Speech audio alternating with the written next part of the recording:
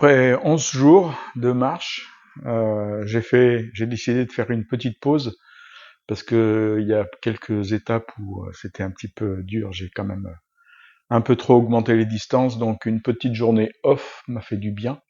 Alors j'ai pas pu aller en ville. Je suis à côté de Eos, je suis à 2 km et demi, c'est pas très loin. Sauf qu'il faut que je prenne une route départementale où il y a beaucoup de circulation, pas de bas-côté. Donc j'ai préféré ne pas retourner en ville, donc j'ai pas d'image. Et j'en ai profité pour vous faire un genre de petit bilan. Donc j'ai fait en 11 jours 290 km pour arriver à Saint-Jean-Pied-de-Port. Il m'en reste plus que 207. On traverse des villages qui sont absolument magnifiques, chargés d'histoire, qui ont été construits au Xe, XIe, XIIe ou XIIIe siècle. On remonte quand même très très loin, avec des fois des petits panneaux qui expliquent un petit peu comment était la vie à cette époque-là. J'ai croisé aussi beaucoup de gens qui habitent ici et observé et partagé des fois leur moment de vie où tout est simplicité, calme, ils ont le temps, ils sont tranquilles, ils sont bien. Il n'y a pas de brouhaha, tout est réglé, chaque chose est à sa place et ça fait un bien énorme.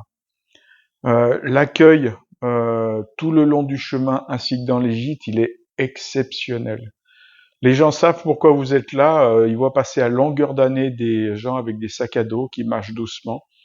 On est reçu dans les gîtes par des logeurs qui, eux, ont forcément fait déjà le chemin et donc savent de quoi ils parlent. En général, on les écoute quand même avec bonheur parce qu'ils ont une expérience, ils ont vu beaucoup de personnes qui sont passées là et donc qui forcément leur ont raconté un petit peu leur vie. Et donc c'est chargé de conseils et surtout de bienveillance. Sur ce chemin, il y a énormément de pèlerins qu'on côtoie. Des moments on est devant, des moments on est derrière, des moments on est ensemble, on échange des petits bouts de vie, des petits moments. On se tutoie pratiquement tout de suite. On a l'impression qu'on se connaît depuis des années. Dernièrement, j'ai rencontré encore quelqu'un et on avait un ami commun qui est pompier à Pierre-Bénite. Comme l'année dernière, un couple qui connaissait Laure et Ryan. Le monde est quand même vraiment petit. Les paysages sont magnifiques. Je connaissais pas du tout le sud-ouest, mais c'est absolument beau parce que depuis que je suis parti, donc entre chez moi, le Puy-en-Velay, l'Aubrac, etc., petit à petit, je vois que la végétation est en train de changer, le relief c'est en train de s'estomper. Je suis de plus en plus sur du plat, il y a de moins en moins de montées. On est très souvent sur la route aussi, mais la végétation est quand même bien en train de changer. J'ai pas rencontré depuis ces 11 jours de pèlerins borderline ou des gens qui sortaient un petit peu de l'ordinaire, non. J'ai vraiment rencontré des gens qui étaient d'une gentillesse, d'une simplicité énorme. Et on est tous sur le même chemin, on est tous en même temps dans ces pas que l'on fait ensemble. On partage des fois un sourire, un bonjour, des fois plus, et c'est largement ça qui est suffisant. Les prochaines étapes que je suis en train de planifier, elles vont être un petit peu plus petites, c'est-à-dire que normalement je devrais arriver à Saint-Jean-Pied-de-Port d'ici 8-10 jours à peu près. Je vais pas dépasser les 30 km comme j'ai fait certaines fois où il faut quand même que je speed, que je parte tôt, que je speed. Là, je vais essayer de rester sur du 25-28 km. Ça me permet de marcher plus sereinement, plus tranquillement et vraiment d'apprécier. Ce qui s'est passé un petit peu sur ces derniers jours, j'ai un petit peu réduit et on apprécie quand même beaucoup mieux ce qui nous entoure. Mais franchement, ce chemin, c'est un moment pour soi, un vrai moment de bonheur, un vrai moment personnel, où on retrouve des fois quand on est au milieu de nulle part, comme je disais une fois, quand on est au milieu de nulle part, on est vraiment au milieu de soi-même. Son essentiel, il est là, c'est-à-dire que on n'a pas grand-chose à penser. Soi, c'est déjà pas mal. Ça permet d'avoir des vrais moments pour soi. On arrive, la douche. Moi, en général, c'est la douche. Je me pose, une douche.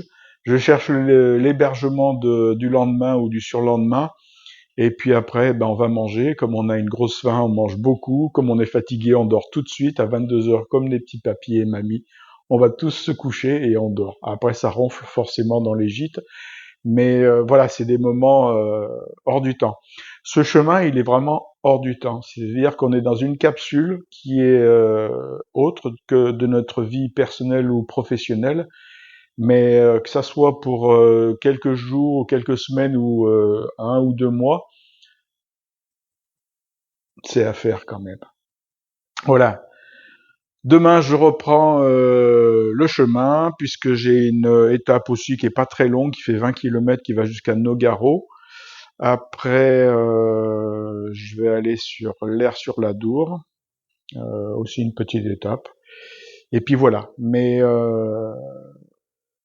depuis quelques jours, je m'y sens bien sur ce chemin. Je suis dans mon élément, dans ce que je veux faire, dans ce que j'aime faire. Et c'est un vrai bonheur à chaque pas, même si des fois ça monte. Après c'est du plat et puis ça va redescendre. Et puis en arrivant le soir, des fois la bonne bière qui fait glisser tout ça, qui est pour la récupération. Mais tout fait du bien, tout fait du bien. Toutes les journées font du bien, donc profitons-en.